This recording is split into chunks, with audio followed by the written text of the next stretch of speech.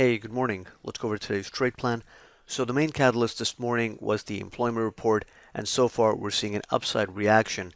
Now, in order for the buyers to maintain control, ideally you want to see the market holding above the 67 to 69 support.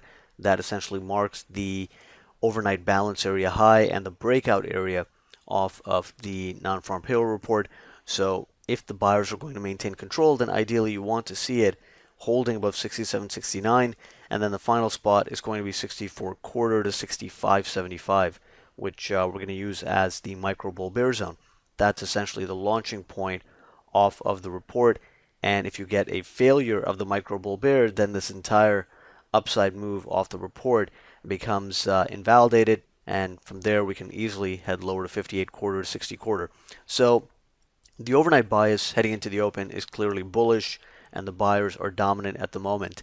Our short-term bias continues to be neutral because the market is still technically trading within a large balance, and that means that we do have to see the underlying signs on the internals, on the momentum, to support a continuation move higher. So far, this is a breakout attempt from the overnight range, but at the same time, Russell has some pretty decent overhead resistance at its balance area high, so we need to see that continued strength, and the AD needs to be at a pretty decent positive value and trending higher. The tick needs to be holding above zero in order for this upside breakout attempt to really stick. So as long as ES is holding above 67 to 69, buyers are going to have edge. And if you start seeing some warning signs and ES starts dropping back inside the overnight balance below 67 to 69, then that would be a reason for concern. And at that point, it could be a warning sign that can lead to a failure and a pushback down into 58.25 to 60.25, and maybe yesterday's low at 54.75. And then in order to break down below that area, we'll really have to see the opposite, broad market weakness, the AD at a fairly negative value and trending lower, and the tick holding below zero.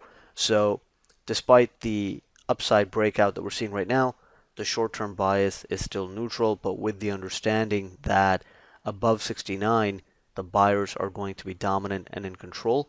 And the first upside objective is the 77.25 to 79.25 initial resistance zone.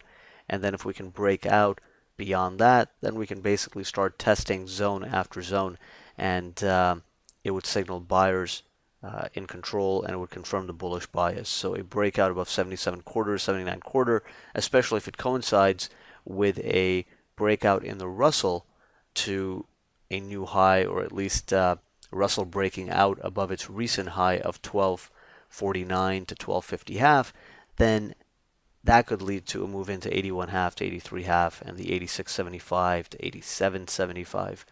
So even if we continue moving higher, we'll still technically be trading within the recent range.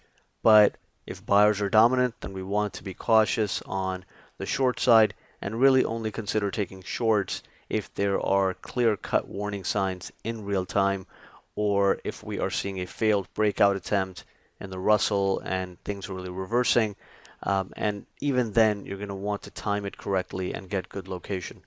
So this is how the market is set up at this point heading into the open. Keep an eye on the 67 to 69 area, and then if we're holding above 72.75, which is yesterday's RTH high, that's just a further confirmation that buyers are dominant in control, and then a breakout above 77.25, 79.25 would really confirm the bullish short-term bias in this market. So those are the main ideas heading into the open. Let's see if the buy side can maintain this control, and we'll take it from there.